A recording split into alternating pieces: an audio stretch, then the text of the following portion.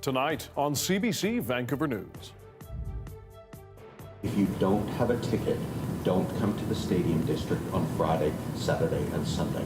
BC Police and Vancouver Police have a blunt message ahead of next weekend's Taylor Swift concerts.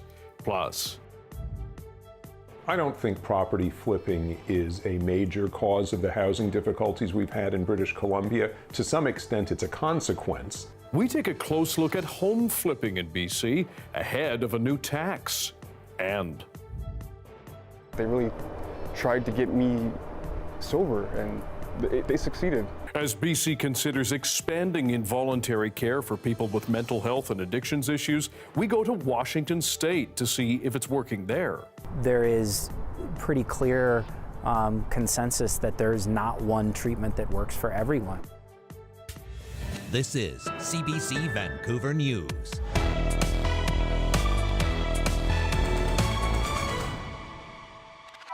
Hello, I'm Dan Burritt. Thanks for joining us. With just over a week before her massive Eras tour arrives in BC, Vancouver is preparing to welcome pop star Taylor Swift, along with legions of excited fans. But Swift is not the only show in town that weekend. And as Michelle Gassoub reports, officials have a blunt warning for people thinking of coming in for what could be the busiest weekend downtown ever. The signs are hard to miss. Taylor Swift's Eras Tour is about to land in Vancouver, bringing a whopping 160,000 people into the city.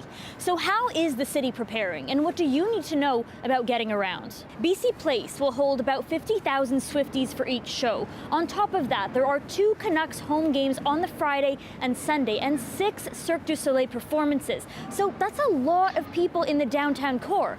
How is the city going to handle those crowds? Well, in part by telling people who don't have tickets to stay away from the area surrounding BC Place. That means no tailor-gating. That is the clear message to Swifties and to fans, and we're not going to alter the matinee. If you don't have a ticket, don't come to the Stadium District on Friday, Saturday, and Sunday. Instead, you're encouraged to check out other Taylor events in the city. But if you are going downtown, plan ahead. These sections of Beatty, Robson, and Pacific Boulevard will be closed, and these streets will be 3-minute passenger zones similar to what you see around an airport. What's unique about Vancouver is the downtown core is almost like a little island. So the major bridges that connect the city are likely to see some heavy traffic.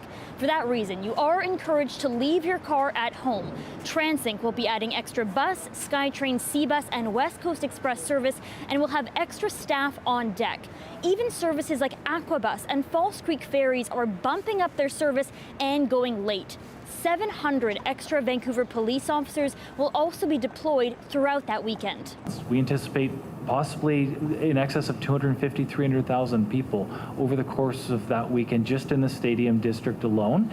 Now to the more fun stuff. BC Place will have the giant friendship bracelet like the one seen in Toronto. The Vancouver Police Mounted Unit will be decked out as well. And the economic impact is expected to be big at $157 million. Michelle Gassoub, CBC News, Vancouver. And the preparation continues. Rogers says it's now installing 2 temporary cell sites around BC Place. They are meant to boost 5G wireless service to keep up with the extra demand. It says the company has done a full network redesign and installed an in-stadium network system as well. A report from Rogers says Swifties in Toronto shattered a record using 7.4 terabytes of mobile data during just one of the concerts.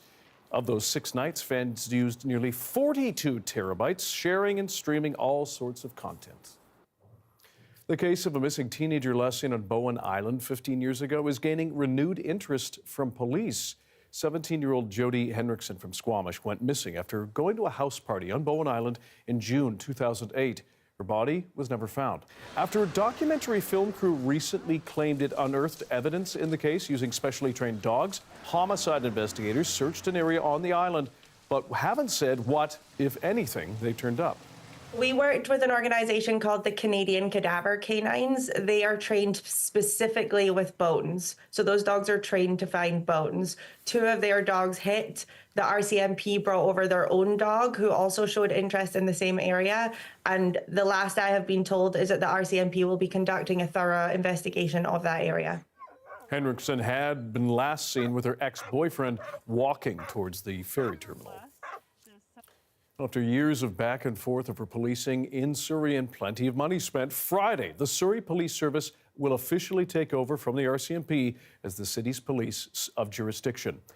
Chief Constable Norm Lipinski says there will be no change to emergency and Surrey Police contact numbers, nor will the buildings that police work out of change, other than some branding.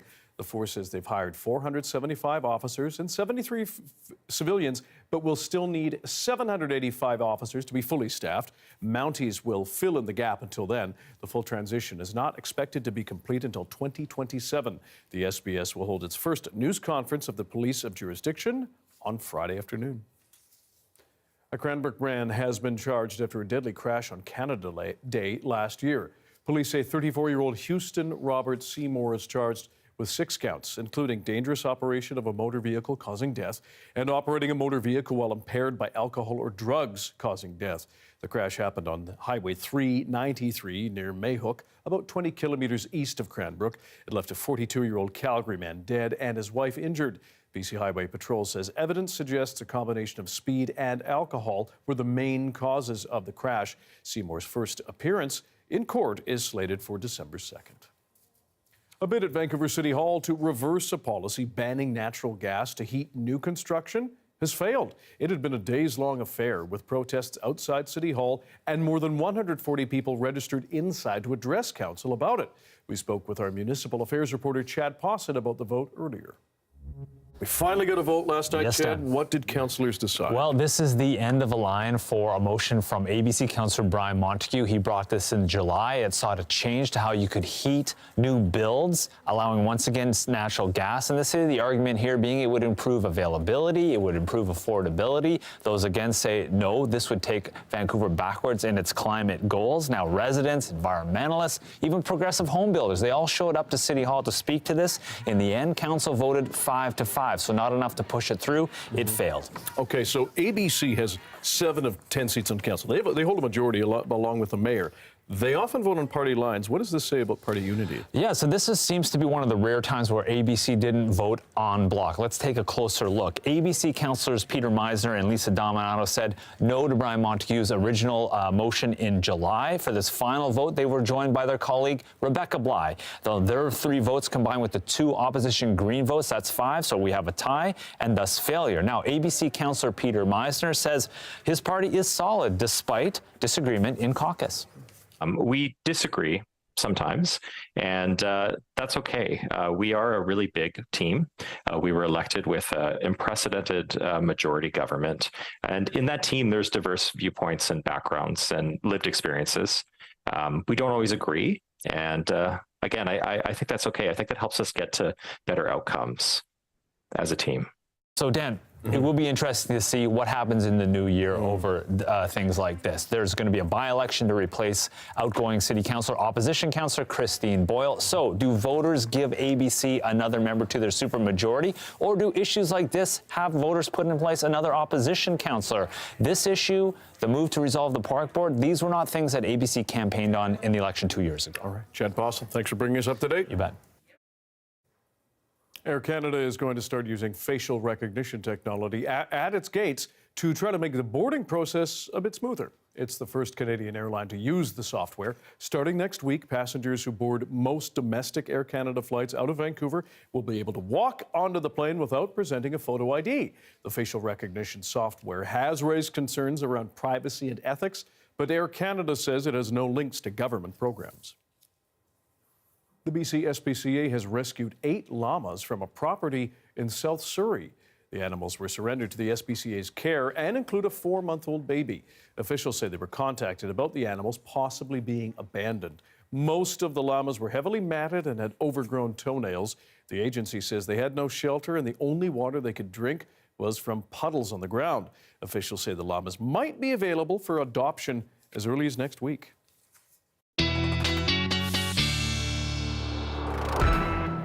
Darius Madavi joins us with our look at the weather and some snow. That's right, Dan. Lots of snow. And actually, take a look at some of the scenes from up north. This is footage collected. Oh, look at the dog. Ooh. Sorry, look at the snow, I mean. I'm looking at the dog, man. Okay, good. I'm glad we're in agreement. Lots of snow coming down across the central and northern interior because of all this moisture feeding into the northwest. We've also seen some very heavy dumps of snow up on those mountain ranges. We have snow warnings and winter storm warnings still in place along parts of the north. And as we continue to see that snow move in, it's going to be falling, well, precipitation move in, falling as rain on the central coast, at times heavy by the water, as well as for the North Island. But for the most part, we're looking at snow up and down the northwest and then breaking into the interior plenty as well. You can see up to 1 meter of snow on some of those mountains over 4 days there, but also around Prince George, almost half a meter of snow in some places. Dan, that is definitely a significant kickoff to winter. No kidding. Darius, thanks very much. Thank you. Statistics Canada has released new data that provides insight into home flipping in BC. That's when someone sells a property after owning it for less than 1 year. The CBC's Rafferty Baker looks into how common the practice is and whether new tax measures to crack down are set to make more housing more affordable. How big of a deal is home flipping in BC? Well, based on the attention it gets from policymakers, pretty big. The federal government brought in new rules last year that make profit from property flipping fully taxable as a business expense. And the BC government has a new home flipping tax that comes into effect January 1st. Basically, everybody wants to improve housing affordability. Housing costs have been one of the big drivers of inflation in recent years. But will trying to crack down on home flipping make any difference? Some new data from Statistics Canada shed some light on this. The most recent available info goes from 2019 to 2021. In that time, a little less than 3% of homes were sold after being owned for less than a year, 2.8% to be precise. That meets the definition of flipping. Of the 3 years, 2021 had the highest flipping rate, 3.3%. 2020, the first year of the pandemic, had the lowest, 2.3%. The data tells us a bit about where home flipping was most common, mostly in urban areas. Abbotsford Mission had the highest rate, about double the average in BC. Vancouver, Kelowna, and Victoria all helped drive up the numbers too. Are you wondering who was flipping? Businesses were doing this at a rate that was disproportionately higher than their involvement in the broader real estate market. The median age skewed a bit older. Slightly more men were flipping. Nearly half of sellers who flipped homes were immigrants, 45%. And this may be surprising, but the median family income of property flippers was actually lower than home buyers who didn't flip homes. So, given the data, is home flipping a big deal in BC or no? I don't think property flipping is a major cause of the housing difficulties we've had in British Columbia. To some extent, it's a consequence. Tom Davidoff says price volatility, as we saw in 2021, can turn people into flippers. And he's not the only one who says home flipping doesn't deserve much blame for housing costs. I think property flipping doesn't shed a tremendous amount of light on the housing crisis that we're undoubtedly facing in this province. So why is home flipping in policymakers' crosshairs? We've seen this kind of flavor of the month scapegoat before. At a time it was foreign buyers or empty homes. Now it's flipped homes. Well, of course, there's a general desire to find the silver bullet that's going to kill housing unaffordability. Based on the StatsCan data, Davidoff and Hemingway don't expect the new home flipping taxes to do much, if anything, to help housing affordability. So what would help?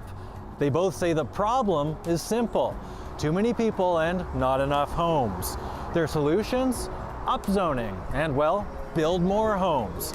Hemingway also says that taxing land and real estate wealth more seriously could help the public sector invest in affordable housing. Rafferty Baker, CBC News, Vancouver.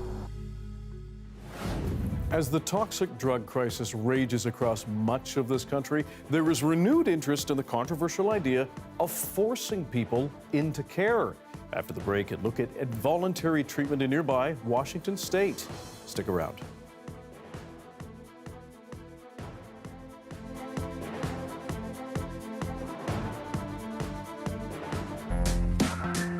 This is Vancouver is a new CBC podcast where we explore the issues, the stories, and the people that make this place home.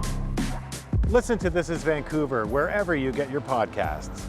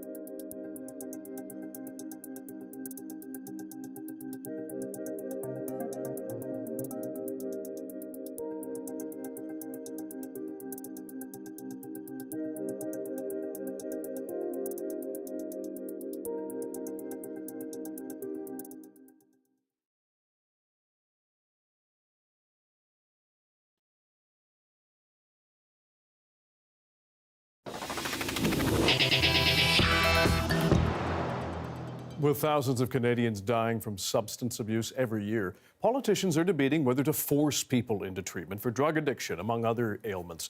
It's already been adopted by several states south of the border, but it's very controversial. Julia Wong reports from Washington State.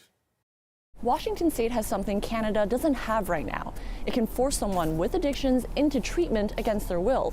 So we came here to find out how it works. In Washington State, someone living with a substance use disorder can be assessed, then detained for treatment against their will. CBC News was invited inside one of the facilities where people are taken. Patients spend 5 days at these types of sites, and then they can be kept for weeks or perhaps months longer. The facilities are secure, and you need a pass to move within the building. Now, while there, patients take part in activities, sessions to learn about their triggers, and work on their discharge plans. Advocates say this type of involuntary care is important for those living with addictions. When a person is in crisis, they really need someone to step in and really look at what's going on with them and get them help that they need when they're not able to. And that really is the spirit of Ricky's Law, that someone suffering from substance use should not have to suffer alone and be able to get the help that they need as fast as they can in order to save their life. I've come back to say hi to the staff because, you know, the staff, they really did save my life. They really tried to get me sober, and they succeeded. The law has been in effect since 2018, and it has its critics as well. Some say detainment is a slippery slope, and they say treatment is more effective when people want it. They also have other reservations. What we know about substance use disorders is that it comes in all shapes and sizes, and there is pretty clear consensus that there's not one treatment that works for everyone. Stakeholders in Washington state say there are lots of challenges with implementing a law like this, like having the staff to do the assessments, organizing the logistics to get patients to involuntary treatment sites, and coordinating with facilities to take patients in. They say there's lots of layers to a law like this, something they want Canadian lawmakers to keep in mind if they move forward with similar legislation. Julia Wong, CBC News, Olympia, Washington. If you rely on BC Ferries to live and work and get around in BC, listen up. The company is warning it may need to increase its fares by close to 30% by 2028. It says operating and capital costs are outpacing ticket prices. BC Ferries CEO Nicholas Jimenez says the cost of building new ferries is now 40% higher than it was in 2020, and they're facing a growing funding gap as demand on the system increases. Premier David Eby says the government will work with ferries to make sure, quote, affordability is maintained for people in the province. Eby adds there's also a responsibility on the company to do what it can to bring down operating costs as well. A new regional park is coming to South Langley. Metro Vancouver says it will help protect important natural areas like forests, wetlands, and riverbanks that are home to a number of species of plants and animals. The park will have horse and walking trails and will aim to connect green spaces and get more people outside to enjoy nature. Officials say that with more people moving to Metro Vancouver, it's important to keep up with the demand for green spaces.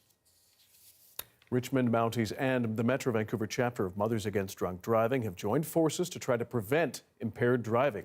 The partnership is part of the annual Project Red Ribbon campaign. It encourages people to commit to sober driving during the busy holiday season.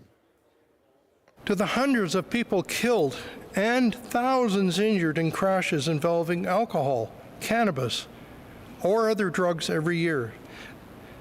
These tragedies are not statistics. They represent lives lost, families shattered, and communities forever changed. This is the devastating reality that we are confronting today. Tips shared for a safe ride home include planning ahead on how you will get home using a designated driver, taking public transit, calling a cab, or staying overnight at a friend's home.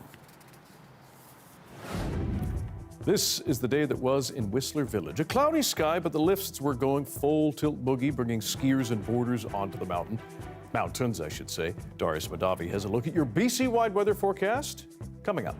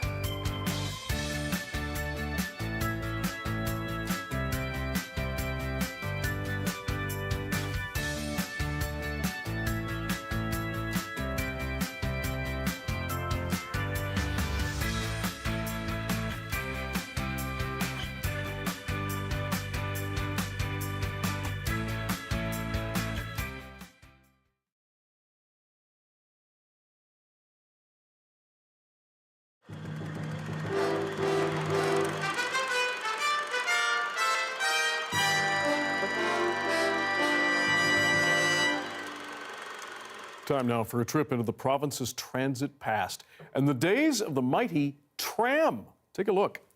It's hard to imagine now, but trams once connected most of the Lower Mainland and parts of the Fraser Valley, with the Westminster and Vancouver Electric Tramway line spanning more than 20 kilometres, with stops between this city and New Westminster. Other trams ran well into the Fraser Valley, as we mentioned, with the longest line running between New West and Chilliwack.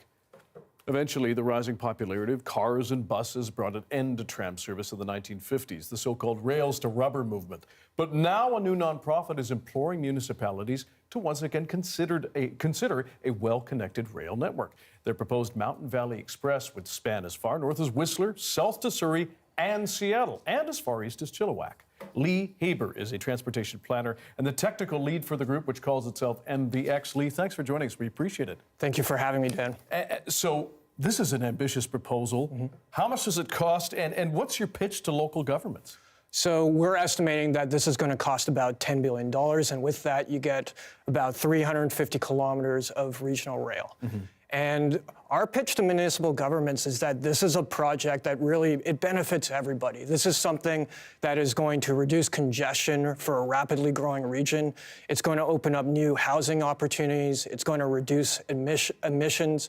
And it's going to offer much more convenient travel times for not only getting across Metro Vancouver, but also along the Fraser Valley and also up the Sea to Sky corridor. When you talk about these rail corridors, and there are existing corridors, we know there's a rail line up to Whistler and parts out to the Fraser Valley. Are you talking about laying new tracks, or would these run on existing beds? How would it work? So most of our network is going to be new tracks. So for instance, our section that goes along the Fraser Valley to Chilliwack is mainly going to be using the median of Highway 1. However, we do have certain sections that do run along existing rail corridors. For instance, through North Burnaby, we're going to be running along the existing BNSF-CN corridor. And for the section up to Whistler, most of it will be using that CN-controlled track, simply because it's too technically challenging to build a second track. Mm-hmm. But I want to be clear that this is going to be a system that is independent of existing freight service, because we want to be able to provide not just a fast service, but also a frequent and reliable passenger rail service. When you say fast, are you talking, will this be rapid? Would this be like SkyTrain fast? So it's going to be even faster than SkyTrain. So SkyTrain is great for those local trips, but it maxes out at 80 kilometers per hour. When I talk about regional rail, we're talking about trains that have a top speed of about 160 kilometers per hour. So twice as fast as SkyTrain. And that allows us to provide really competitive travel times for those longer distances. For example, from Chilliwack to downtown Vancouver, we estimate we can do the trip in just under an hour. And quickly, we appreciate your time. How hopeful are you that you might get a bite on this?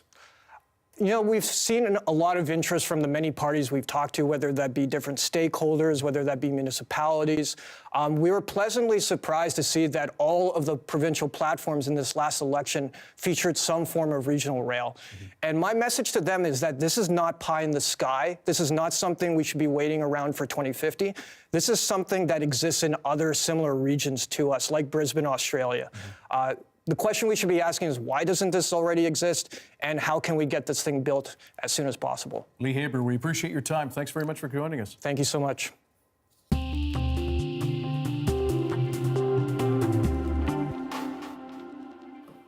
Well, if you didn't know it, welcome to the holiday shopping season. Tomorrow's Black Friday is a red-letter day on the retail calendar.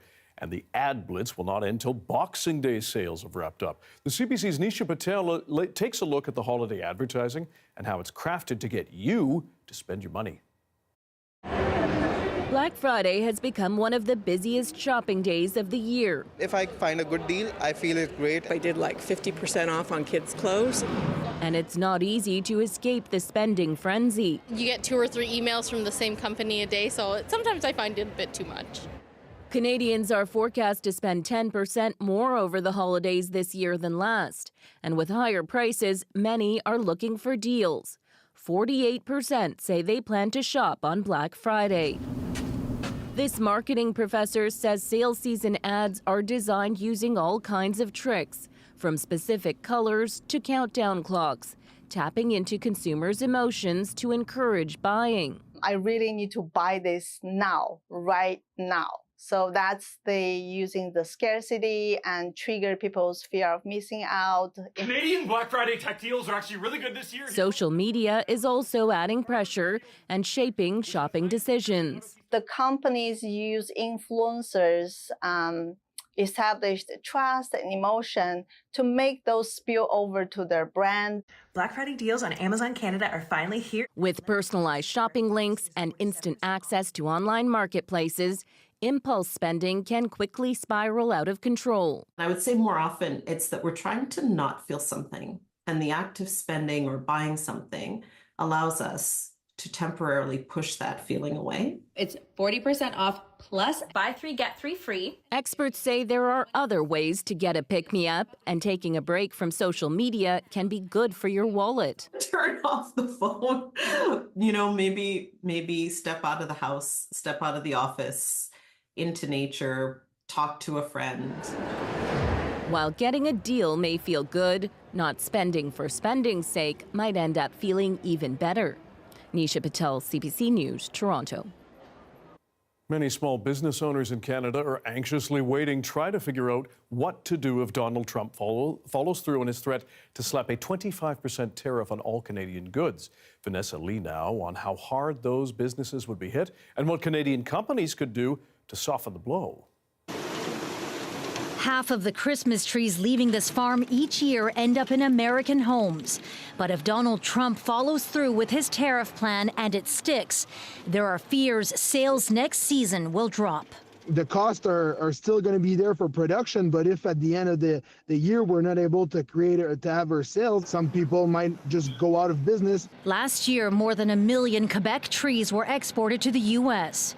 Industry leaders say passing the cost on to customers is not an option. Trees, they can't be too high because the consumer is just going to stop buying a natural tree and they're just going to switch to artificial. From agriculture to retail, the Canadian Federation of Independent Business represents nearly 100,000 companies across the country. A quarter of them do business in the U.S., including this Calgary-based clothing brand. It was already considering setting up shop south of the border, a plan that could potentially be moved up significantly. When the rules of the game shift, it's really difficult to, make a plan, right? Like we'd been planning on expanding quite substantially into the U.S. market over the course of the next year. With at least 70% of Canada's exports going to America, some say this is a lesson to explore different trading partners. We should try to expand our exports to other countries, for example, Japan and Germany, because we get a lot of stuff from these two countries, but we don't send enough to them. So bring down the dependence on America. It has been a bumpy year for many Canadian businesses who had to weather rail and port disputes, a Canada Post strike, and now the uncertainty of whether Trump's tariffs are a real threat or just a negotiation tactic. Vanessa Lee, CBC News, Montreal. A new report is painting a stark picture of hazing in amateur sports. An Ontario's Coaching Association survey finds many coaches are aware of it, and while most recognize it's a problem, there's often no intervention. Ali Chiasson has more. The Coaches Association of Ontario surveyed 1,000 coaches across the province. While 86% of them agree that hazing in sports is a serious issue, only 4 in 10 report having a clear standard on what's acceptable behavior or know what to do when it happens. The really important things about policy is you have to put them into practice. So having a policy in place is one thing, but actually doing something with it from an organizational standpoint. But a coach needs something like that to be able to take action. The Coaches Association of Ontario is running a workshop about the hurdles they face in creating a safe sport environment, coinciding with the launch of this study. Educating about values. Another issue is defining what counts as hazing. It can be more nuanced than blatant assault or harassment. It can be in a nickname. It can actually be demeaning, it can be embarrassing, and there's long-term effects. Or with rookie rituals like cleaning the team bus. That doesn't seem harmful at all. Well, if someone is embarrassed and didn't have a choice to do it and didn't want to do that and wanted to do it as a team, well, that could potentially have harmful effects. athletes being singled out or forced to do something. It's the kind of sport culture the Coaches Association says needs to change. As a parent, I want my fellow parents to understand what good sport looks like. I want my fellow parents to understand that they play a role in their athletes' sport journey. Sport mom and director of Safe Sport at Tennis Canada, Jennifer Bennett, says parents shouldn't just be cheerleaders, but advocates against hazing. What might that look like? That might look like getting parents involved in team activities. It looks like getting parents involved in understanding what the values of the sport, what the values of the club, what the values of the team are. So much on the coaches to weed out. Yeah, and it's not fair. The coaches cannot be on an island dealing with hazing. It's not possible. The coaches have they have so many responsibilities in their role as a leader in the community and in coaching. And they need to have the support of the organizations that they're working with. They need to have the support of the parents involved in their programs. They actually need to have the support of the athletes who are doing the activities. Sometimes a lot of it's peer-to-peer. With many coaches being volunteers, the Coaches Association says they can't tackle the huge issue of hazing alone. It has to be a team effort. Ali Chiasson, CBC News, Toronto. A blood test that has the potential to detect more than 50 kinds of cancer before symptoms appear is now available in Canada for a price. The test is called Gallery. Mike Crawley now on its possibilities and the concerns about its accuracy. Our mission is to detect cancer early. A promotional video for Gallery, a test that looks for traces of cancer cell DNA shed into the bloodstream. There's the pamphlet. More than 250,000 have been sold in the U.S. Now this private clinic in Toronto is the first to offer it in Canada. The price tag for patients? $2,100 per test. Most of the patients that have had it done would be about 50 to 70 years old. Some of them have a family history of cancer. Some of them are anxious about cancer. I'm very into looking after my own health. Jonathan Kohlberg got tested and it was negative. It does give you peace of mind knowing if the test is accurate that you are clear for the moment. While there's plenty of excitement about the test's potential in cancer screening, questions about its effectiveness remain. In the company's own study, the test caught only 18% of stage 1 cancers in patients who'd already been diagnosed and 43% of cancers that had reached stage 2. Until we have studies that show that people actually live longer as a result of getting the test, I think we need to be very apprehensive about using it. Princess Margaret Cancer Centre collaborated in a clinical trial of Gallery as a method of screening the population for cancer. And is that something that's affordable for a public health system? I think the answer today is no. The NHS Gallery trial. Britain's National Health Service is running Gallery through the largest ever study of its kind, but this spring announced the preliminary results fell short. The technology is absolutely incredible. It's just seemingly, from the data thus far, it is not good enough, it is not sensitive enough. The makers of Gallery caution that even if you do spend the money on a test, it's not a substitute for other recommended cancer screening, such as mammograms. Mike Crawley, CBC News, Toronto. A Montreal shopping mall and office complex are under fire for using a popular children's song to try to keep homeless people away. Kwabena Ojiro has more on the controversy surrounding the use of the song Baby Shark. This Montreal mall is hoping that this notorious earworm will help keep people they consider unwelcome guests away. Baby Shark is playing in the parking garage, and it's even playing in the stairwell. It represents something in people's mind in terms of torturing, like mentally, whether it's that song or any other one. I mean, just the measure itself of creating a non-welcoming environment for people and not making it safe for them anymore to stay, it is not a good solution long term. With shelters having to turn more and more people away, Patrice Quintal says he turns to malls or metro stations to stay warm, but it's becoming harder. They hire the security guards everywhere, so we can't go there. They treat us like garbage. In a statement, Movement Desjardins, which owns the mall, says they started playing the music about a year ago because there are problems in some areas. Since then, they have noticed an improvement, but they insist their goal is not to be coercive, but supportive. The fact that they have social worker is definitely a step in the good direction. The question is more like, why are they not able to accompany those people without having to put music? The situation at Complexe Desjardins is only the latest case of what groups say are measures to push vulnerable people out of public spaces. Montreal's Transit Authority is closing this entrance to the Atwater metro station for the winter. It's a measure to prevent people from sleeping here. We're not a shelter. We don't have any toilets. We don't have the resource to operate a shelter. We cannot fool ourselves by thinking the metro can shelter people, because this is not the case. This is not our mandate, and we need to develop more resource as a society. I don't think anyone wishes to sleep in the metro station, but the reality is that there's no alternative. If it's raining, if it's snowing, if it's super cold outside, you try to find a place that's warm. And right now, it's the metro stations that are one of the last spots. So it's really important that they stay open. The City of Montreal also sent us a statement. It says what the Complexe Desjardins is doing is questionable. And it adds that this is proof of why Ottawa and Quebec need to come to an agreement to free up $100 million in funding to deal with the homelessness crisis. Meanwhile, the Oldbury mission says that it's waiting on answers from the city too.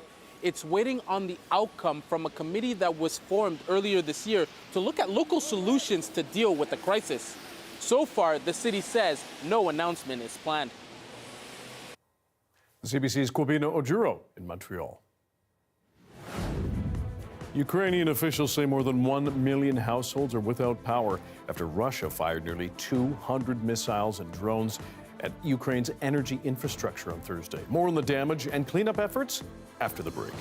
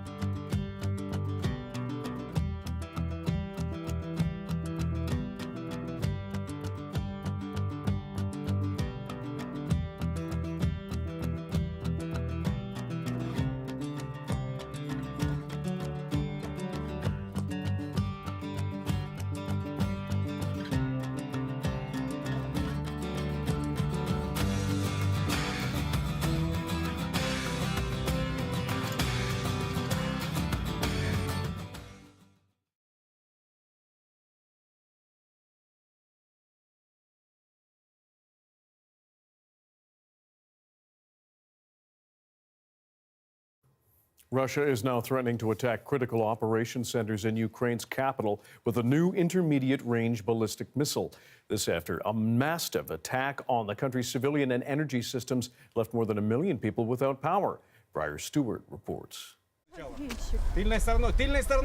Nearly 200 Russian drones and missiles might have been targeting Ukraine's energy sites, but near Odessa, homes were severely damaged too, leaving dozens of families homeless, including one who moved to this area after fleeing fighting further east. There is a huge crater outside. Everything here has been smashed to bits, said this man whose family moved from Kherson. Across the country, generators hummed as more than 1 million people were left without power right after the strikes. In the city of Mykolaiv, which lies less than 50 kilometers from the front, people lined up to get water at one of the only stations still operating amid the outages. Businesses were open, but the power was off. You can't try the clothes on because it's very cold, this business owner said, but we will get over this. This is the second major attack on Ukraine's energy grid in the past 2 weeks. Russia's president said the attack, which included the targeting of military sites, was in part a response to Ukraine launching U.S. missiles deeper into Russia. But Ukraine's energy system has been a top target throughout the war. Half of the country's generating capacity has been wiped out. This plant in Kharkiv in eastern Ukraine now lies right on the front line. But before it could be completely cut off, workers disassembled it, sending the parts further west, where they were badly needed to repair sites, especially before the winter sets in. If we will have temperature like -10, -15 Celsius for a long time, more than 1 week, it looks like we will need at minimum 8 hours per day outage. It's a given that there will be more attacks on Ukraine's energy grid. What's unclear is just how punishing the winter weather will be. Briar Stewart, CBC News, London.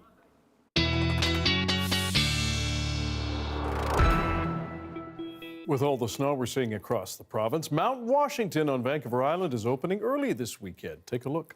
It's the earliest it's opened in more than 8 years after it recorded almost 260 centimeters in snow base at the mid-mountain level alone. 2 of the 5 chairlifts will be running on Saturday and Sunday.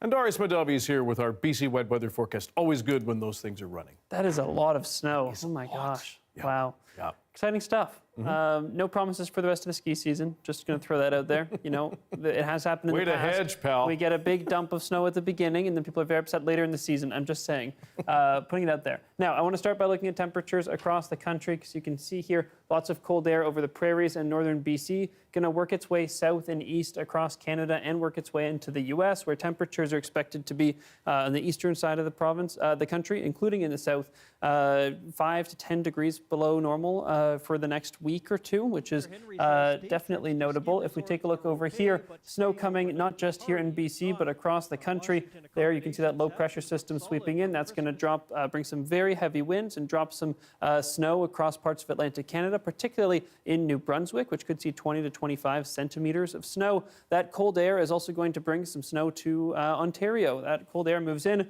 but moves across the relatively warm water on the Great Lakes, and that gives us lake effect snow and snow squall warnings as a result. And you can see some places here expecting to get over 1/2 meter of snow over the next few days. So big dumps of snow there. And of course, we can't forget, wow, that is quite the transition, us here in BC, where temperatures, again, are very low up in the north, a couple degrees below seasonal here in the south, and the cold air is only spreading further south over the next couple days before maybe parts of the central interior get a bit of a reprieve once we get into the end of the weekend. Here you can see that precipitation coming down across the province, a lot of that as snow in the north, but some of it, a little bit of it making its way down to the ranges down here on the south coast, but really the story this week is up in the north. You can see our snowfall totals here reaching quite high on some of those mountain peaks. You can see the light purple colors there, over 1 meter of snow, but also very heavy accumulations up in the central interior in some places. But again, south coast mountains have already gotten most of the snow we're going to get. Conditions across the province tomorrow remain similar to what they were today, but mostly seeing that snow in the north and calm, more settled in the south, even more settled than it was today, actually. And 5-day forecast, Dan. A little bit of drizzle tomorrow, but overall, it's a fairly sunny forecast for November in Vancouver. I think we'll take it. Thank you, Darius. Thank you. Coming up, a dazzling holiday light display has returned to Vancouver's St. Paul's Hospital, raising money for crucial medical research. After the break, we'll speak with some patients on how the fundraiser has impacted them. You'll want to hear this.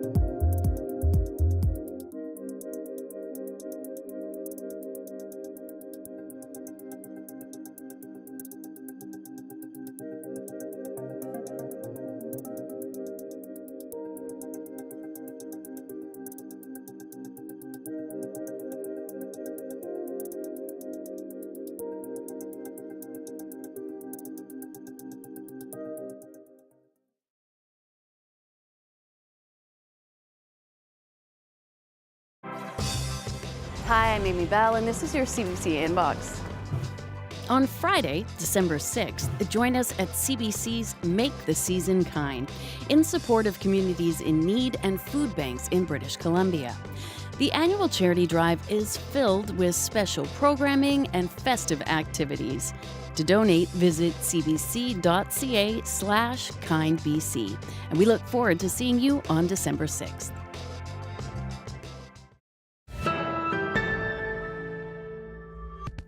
One of Vancouver's largest holiday light displays is sparkling bright once again. The St. Paul's Foundation Lights of Hope is celebrating its 27th year. And as Janella Hamilton reports, for one patient, this year's dazzling display is taking on a new meaning. Karen Roberts' face illuminates as she takes in this year's Lights of Hope at St. Paul's Hospital, where she spent her Christmas 4 years ago after being diagnosed with a form of vasculitis, a rare autoimmune condition with no cure.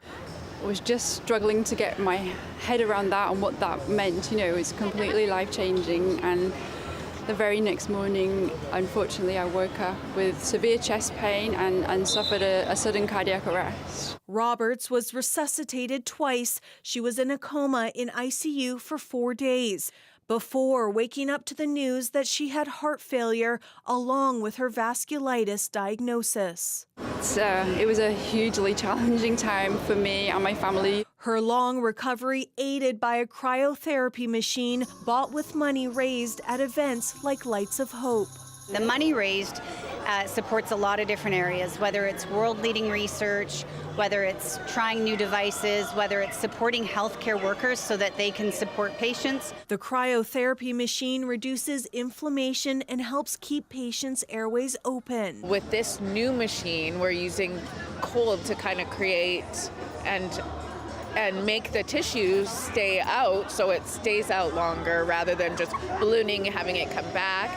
It'll open it and help keep it open. For Roberts, it reduces the number of times her lungs are at risk of collapsing and lessens the amount she has to be in the hospital. It really is quite draining having to have quite a number of procedures every few months. So the cryotherapy machine has been an absolute game changer. I can't tell you how much of an impact it's had on my quality of life. The annual light display has helped raise more than $50 million for St. Paul's Foundation.